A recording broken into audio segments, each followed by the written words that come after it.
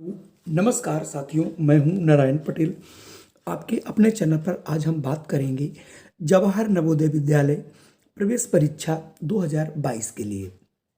आपको पता है कि जवाहर नवोदय विद्यालय कक्षा 9 में जो भी पेपर होता है 100 अंक का आता है, जिसमें से हिंदी 15 अंक, इंग्लिश 15 अंक और गणित जो है 35 और साइंस 35 आती है। तो आज मैं वही साइंस के आपको 35 प्रश्न जो 2018 में 19 अप्रैल वो पेपर हुआ है उसको हम हल कराने वाले हैं। आप देख लें और इसी प्रकार से अपनी तैयारी जारी रखें। इस पर भी मैंने बहुत सी वीडियो बनाए हैं, उन्हें आप देख करके अपनी सफलता को और मजबूत कर सकते हैं।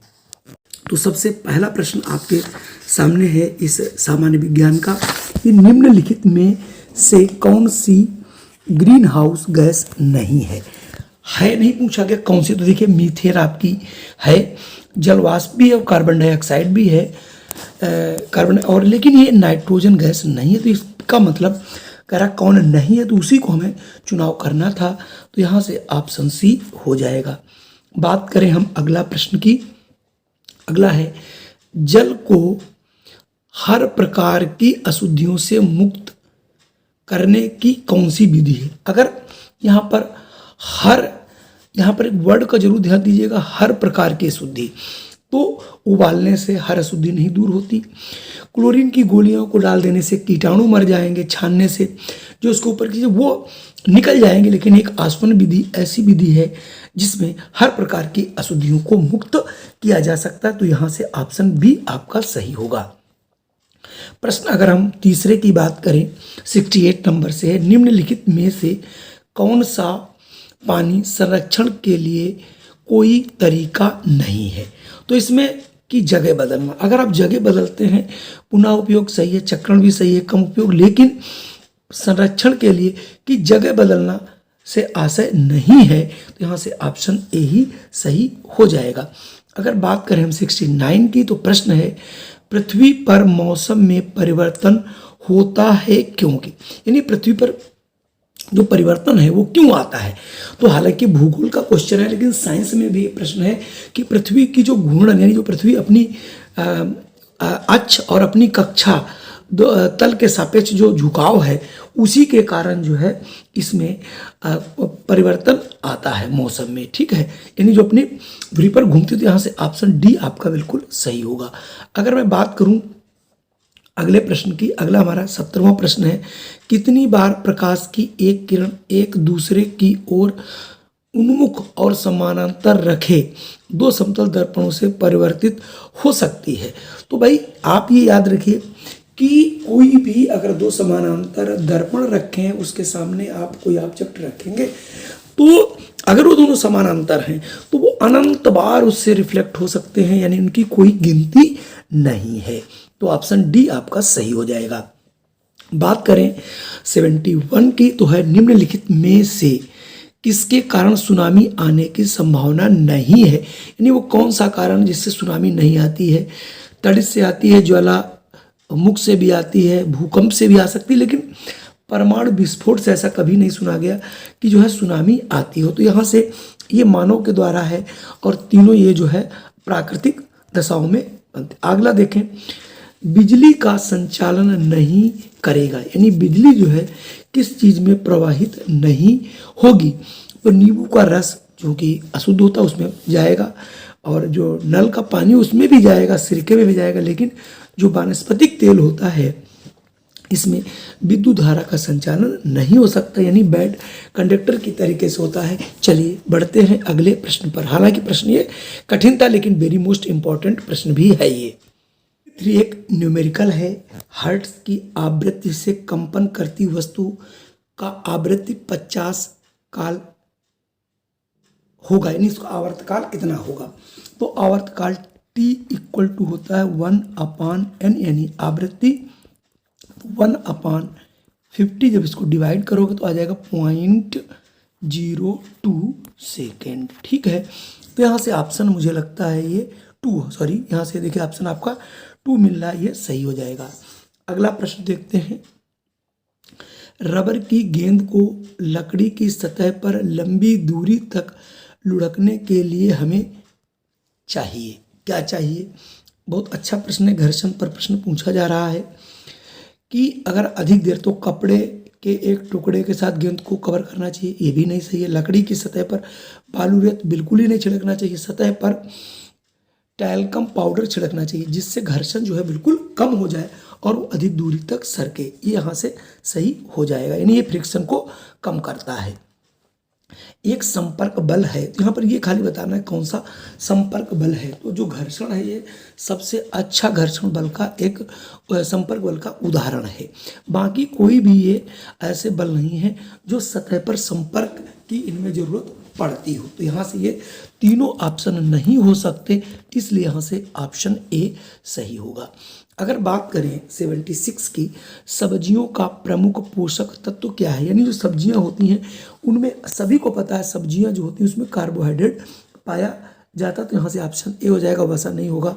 खनिज लवण होते हैं थोड़ी मात्रा में, प्रोटीन भी थोड़ी मात्रा में होती है।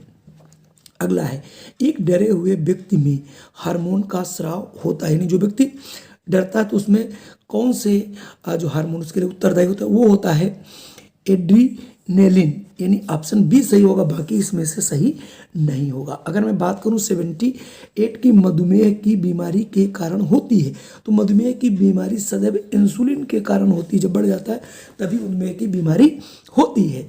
अगर मैं अगला प्रश्न पढ़ता हूँ, निषेचन के पश्चात जो कोशिका नए जीव को जन्म देती है उसे क्या कहते हैं। बहुत अच्छा प्रश्न है, कई बार पूछा गया। उसे जो है देखो, भ्रूण नहीं कहते, विषाणु भी नहीं कहते, अंडाणु भी नहीं कहते, इसका मतलब युग्मनज कहते हैं, यानी युग्मनज। तो युग्मनज जो है ये हमारा जब कोई भी कोशिका एक नए जीव को जन्म देती है तो कहलाता है युग्मनज। तो यहाँ से ऑप्शन ए सही हो जाएगा। अमीबा में कितनी कोशिकाएं पाई जाती है, तो चूंकि कहा जाता है कि एक कोशिकीय जो है जीव जंतु के उदाहरण, तो उसमें अमीबा आप ऑप्शन लगाते हैं, इसका मतलब ये हुआ कि अमीबा में जो एक कोशिकीय जंतु, इसका मतलब उसमें एक ही कोशिका पाई जाती है। अगर मैं बात करूं 81 की गुण सूत्र, तो यानी गुण सूत्र के लिए ये क्या है, तो गुण जो सूत्र होते हैं वो अनुवांशिक लक्षणों का वहन करते हैं, यानी यहाँ से ऑप्शन बी सही होगा। बाकी आप धीरे धीरे पढ़ लीजिएगा, वीडियो बहुत बड़ा नहीं होना चाहिए, इसलिए मैं थोड़ा जल्दी कर रहा हूँ।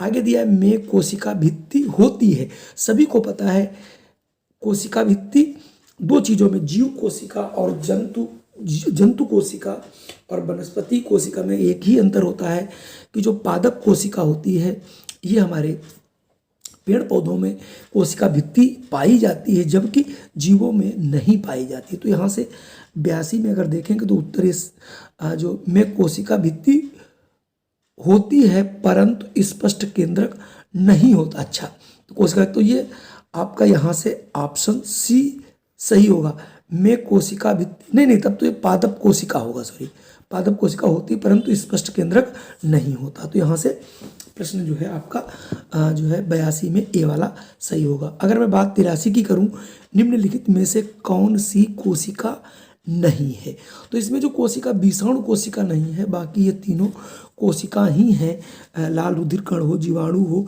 शुक्राणु हो, ये सारे कोशिकाएं ही होती हैं। चलिए बढ़ते हैं अगले प्रश्न पर।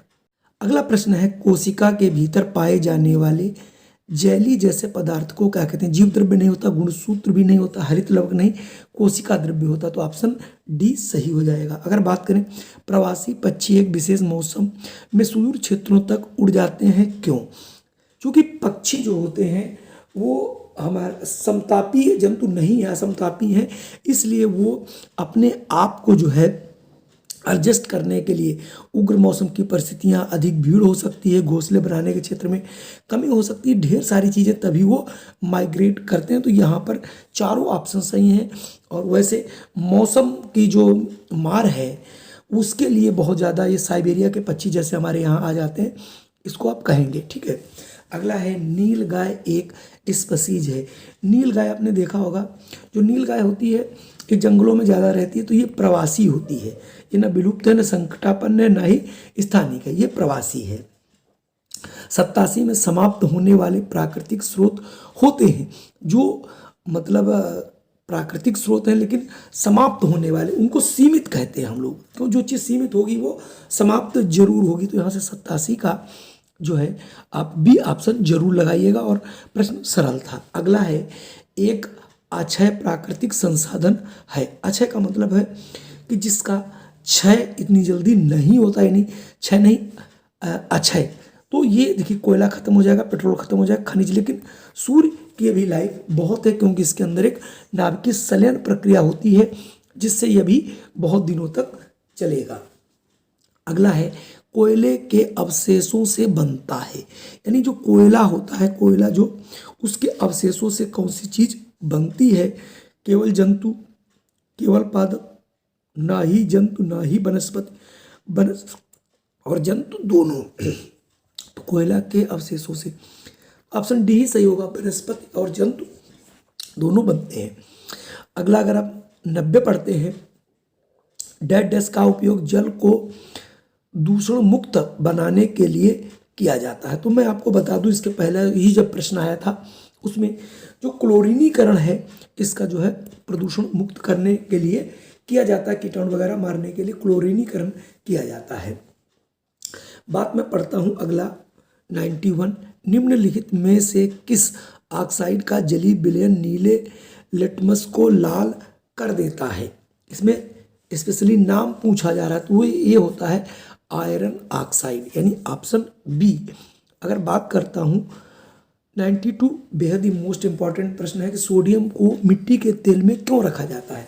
तो सोडियम को मिट्टी के तेल में इसीलिए रखा जाता है क्योंकि वो अत्यधिक क्रियाशील रहता है। अगर उसमें थोड़ी सी नमी मिले तुरंत विस्फोट हो जाता है। अगर आप इसे पानी की सतह पर डालेंगे तो तुरंत ये जो है नाचने लगेगा उसके ऊपर बहुत तेजी से, और विस्फोट हो जाएगा।